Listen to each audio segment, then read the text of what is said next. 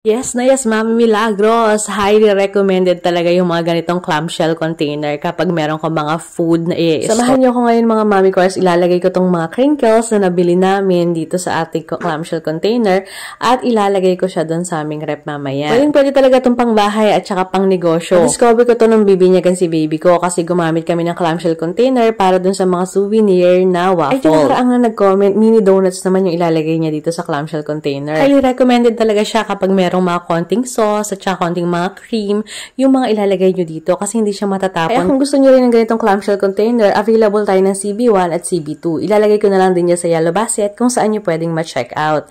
So, etong crinkles na inilagay ko dito, kasya dito yung 20 pieces.